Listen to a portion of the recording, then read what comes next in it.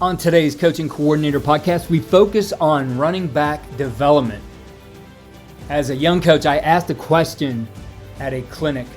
Coach, how do you train your running backs on this play? And the answer that he gave me was tongue-in-cheek. He said, if he can't do it, we go to the next one. And I laughed like everyone else, but that really didn't help me get the answers I was looking for. And we all know that this approach doesn't work in most places.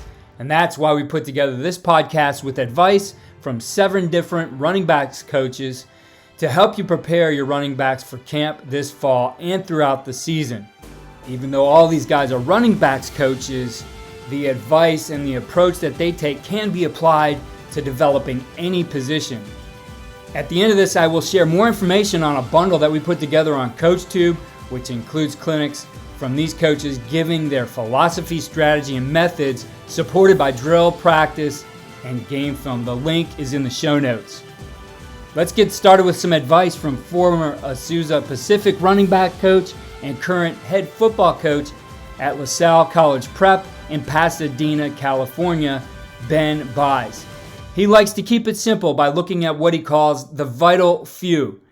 These are the skills a running back must excel at in order to be successful on game day. The 20% of the vital few. Let's listen to Coach Buys' approach.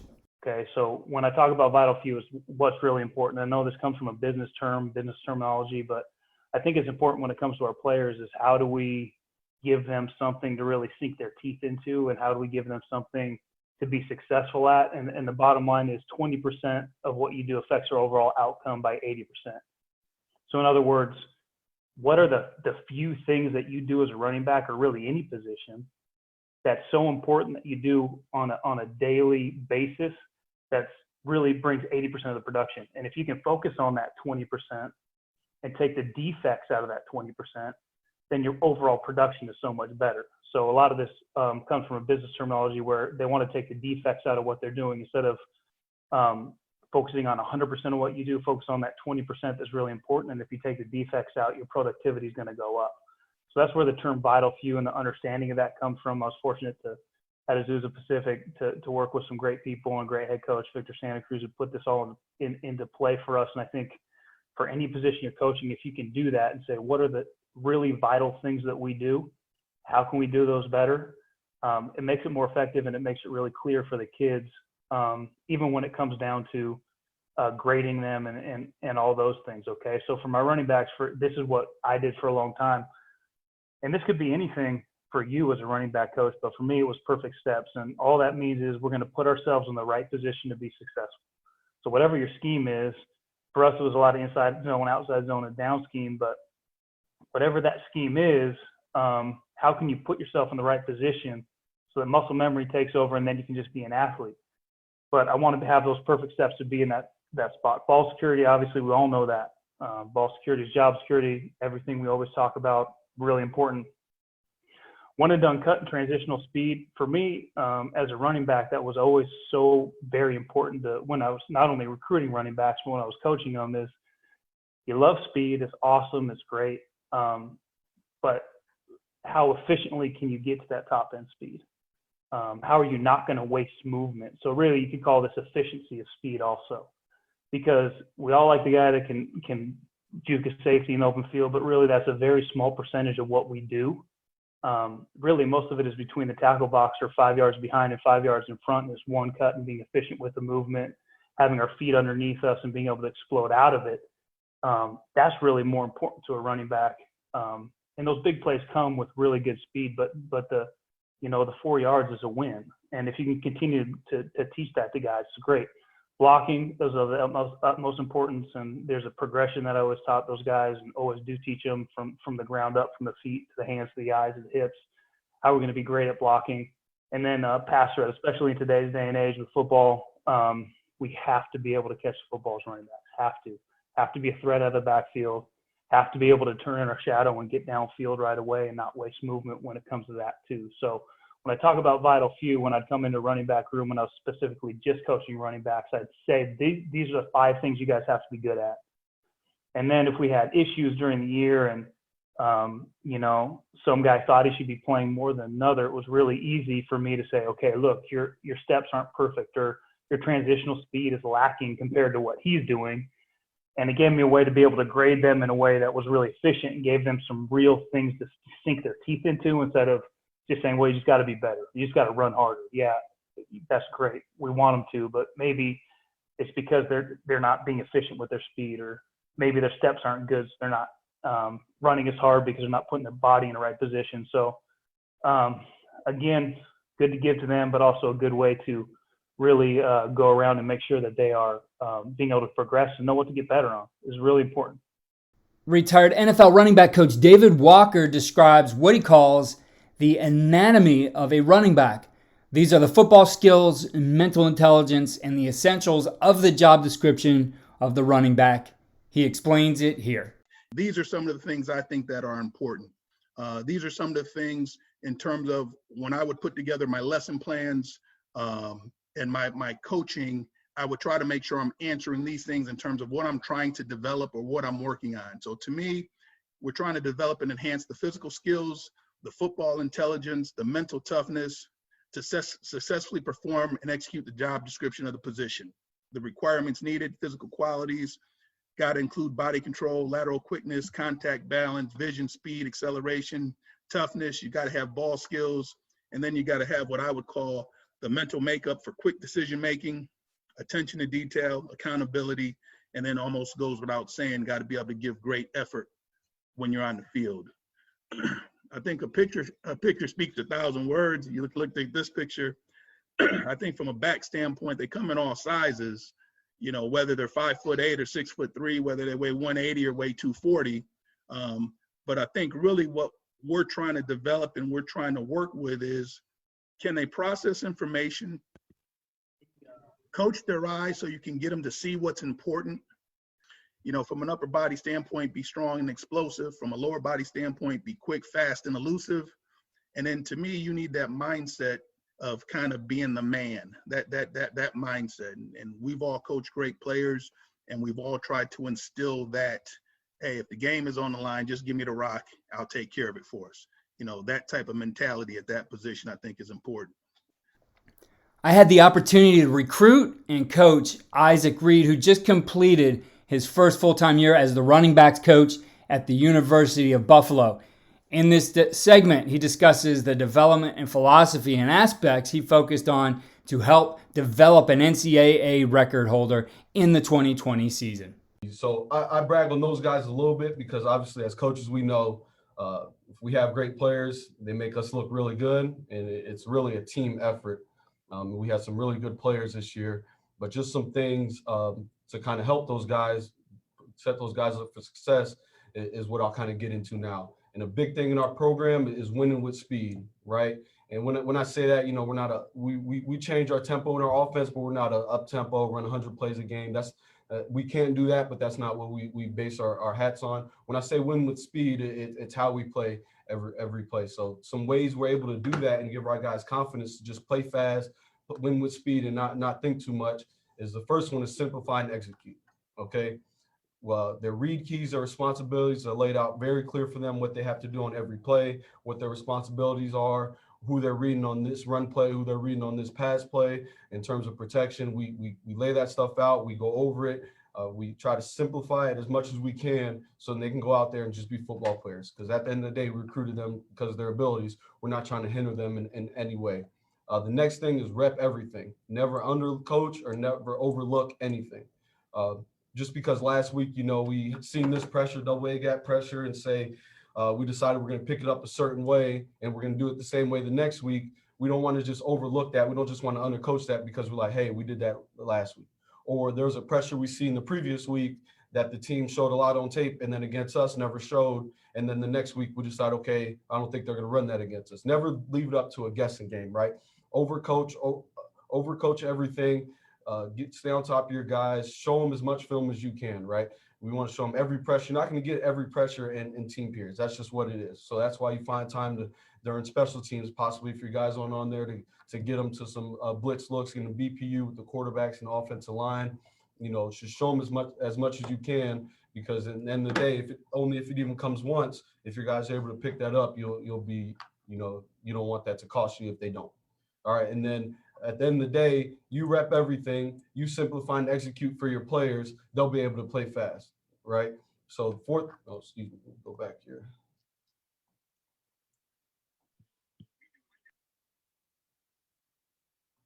So I heard a coach when I first started coaching, Coach Horton, at the time he was a running back coach at Auburn, and he talked about the 4 pillars of running back play. Okay, and I believe that to be a good running back, to be a good running back coach, you want your guys to be able to play really well in these 4 facets of the game. Okay, so we want them to play fast. The first one, obviously, we want them playing fast, getting to their aiming point right now. We don't really teach slow to faster like some programs may teach. We want them running right now, downhill if it's inside zone, chasing their aiming point on outside zone right now to really get the defense distorted. Okay, so at first we want them to play fast, and we'll get into kind of our reads right here after this slide. But we want to simplify their reads. So right now they're running and they're not thinking. We want them being ball players. We don't want them out there thinking too much. Okay, we want them playing fast in terms of pass protection.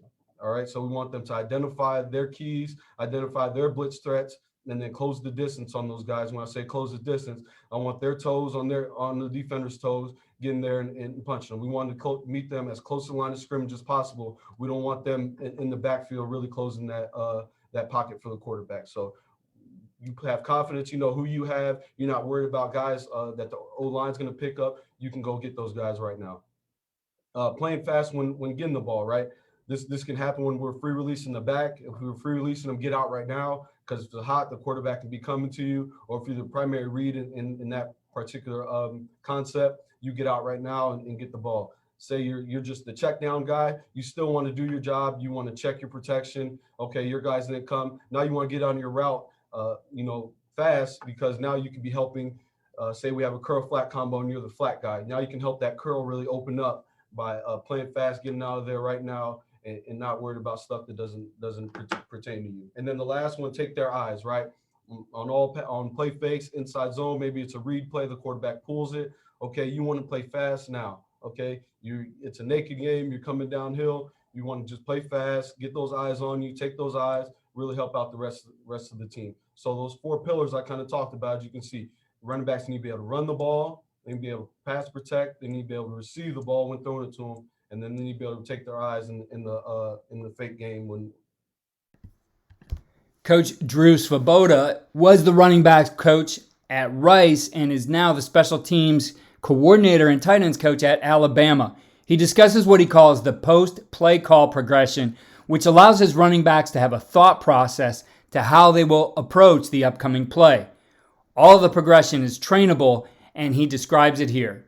Okay, so post-play call progression. Okay, very, very important here. Assignment and alignment. Once the play is called, assignment and alignment. You see I've got those interchangeable because different plays obviously are going to potentially have a tweak in your alignment. So you can say which one comes first. Okay, you say the play and then they get aligned, or sometimes certain alignments are tied to certain plays. Your footwork on this play is critical.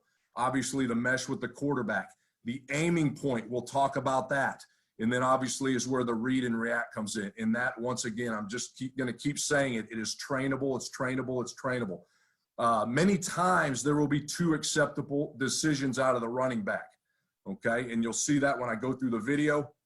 Making a full speed decision and living with it is how you have to live. Do not allow the running back to have paralysis by analysis. And you as a coach need to be careful about second guessing what you're telling the running back. Because if you constantly change what you are emphasizing, okay, you are going to have the guy at some point say, Coach, I everything I do, you're telling me it's right or it's wrong or whatever here.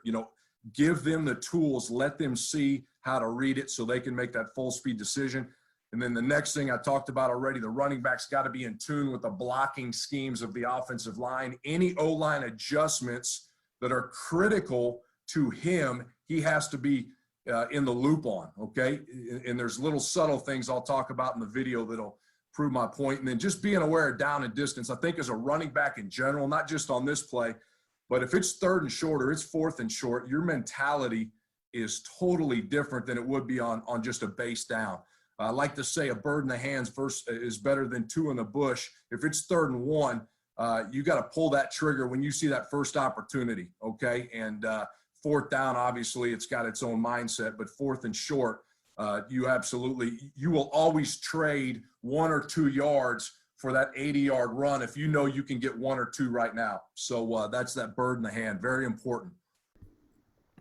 Coach Gabe Infante took over as the running backs coach at Temple University after a successful career as a high school coach. In this segment, he explains 3 phases of a running play, which he utilizes to create the training plan for his running backs. When I talk to our running backs and what I've come to understand in terms of how I want to talk to our running backs in terms of the anatomy of run, I talk about 3 phases. And all our drills really stem back to this. Okay, which is I think there are 3 phases of any run. For me, there's the insert or the entrance into the play, which back in the day we call our hole. All right, but I kind of get away from that a little bit. So where is our insert? And the insert can change. So we talk about point of attack. The point of attack and the insert. To take a step back and talk about fundamentals for a second, a lot of that has to do with, your alignment, your footwork, and your tempo. Okay, so a back's ability to find that insert has a lot to do with not only the scheme of the play, how are things going to be blocked, right? What kind of double team are you using on power, for example, right? What are you doing to that 3 technique? Same thing with, what's your footwork on, what's the offensive line's footwork on inside and outside zone? Because traditionally, our footwork and our shoulders should match the footwork and the shoulders of the offensive lineman, right? But it also has to do with tempo. There are some plays where the blocks are more vertical and we may want our back more downhill. And there are plays where we're going to want to slow their tempo down. Okay, where we're, the old slow to explode through on inside zone. So understanding the rhythm of a play, to me, the most complicated part of the run is the insert. I think there are so many things that can impact the insert. I talk to our guys, like when we run outside zone, especially, the last couple of years, we run outside zone into the boundary. We've been very prone to corner crash, and our back's ability to anticipate corner crash is going to change his insert. It's not going to be an outside zone play anymore. Most likely it's going to really turn into an inside zone play. And so all those things are, I think, really, really important. The insert, to me, the first level, my footwork, which really goes back to my stance, right? If my stance is wrong, I'm going to false step. If I false step, the timing of the play is going to be off. If my stance is off balance and I've got to take an extra step to adjust my weight, it's going to slow me down. It may put me off track to the point of attack.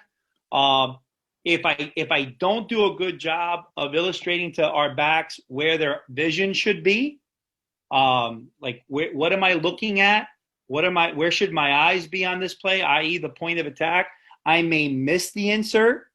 All those things to me are really, really important. And to me, that's really the anatomy of that's really the most important part of the anatomy of the run. When we talk about an escape, we're talking about the second level of the run. And I always tell our guys very simply, to have a very effective escape, it's all about speed and pad level.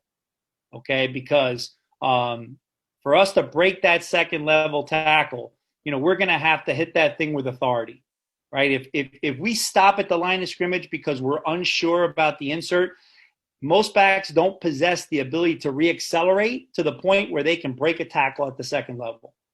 So the ability to time our entry so that we can hit that at full speed is critical. And then, as I talked about earlier, and I'll give you some. I'll be quiet for a second and show you some video in a second. It's the ability to identify, where the tackler is coming from, and then, be able to minimize how much of his body surface, he's going to hit us with. So I tell our guys, listen, we should never get hit square on, right? Like we should never. We're Division I running backs. No one should ever take a square hit on us. right? So, am I running into the trunk of the tree? Am I running into the shoulder? Am I running into the bicep? Am I running to the forearm? Am I running to the hand? Right? What is the actual distance, for me to turn a high profile shoulder tackle into an arm tackle, right? And we want to be precise. Like I tell them, that's often the difference between escaping the second level, escaping the box, and not escaping the box, right? So if you don't hit it full speed because your timing was off, if you don't hit the right spot because your footwork was off, if you don't see the guy you need to make miss or to minimize his contact because your eyes are in the wrong place, then you depreciate the opportunity to have a good run. And every run has a value to it. So when we look at our runs, right, we talk about efficiency with our running backs. We say any run that's 4 yards on first down is an efficient run. Any run on second down that gets us half the distance to a first down is an efficient run. So 2nd and 6, a 3-yard run is an efficient run. And then any run on third down that gets you a first down, regardless of distance, is an efficient run. And every run, when we look at it, has a value to it. Like that run had a maximum of 4 yards. Did you get 4 yards? And a lot of times, we're short of being efficient because of something like that. We squatted at the line of scrimmage because we got there too fast and we didn't let the double teams develop. Our footwork was off because our stance was off because we were off balance. And that first step we took, was a false step just to get us adjusted again when that should have been in our stance. We don't hit the second level with pad level and authority, and we didn't identify where that guy was coming from. So he put too much body on us and we didn't get through.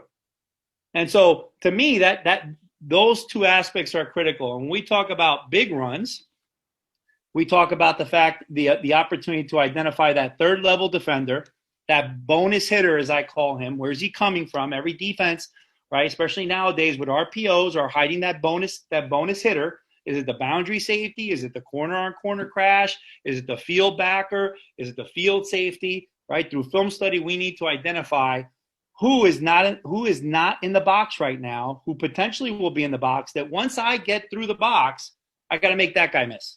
And what is our strategy for that?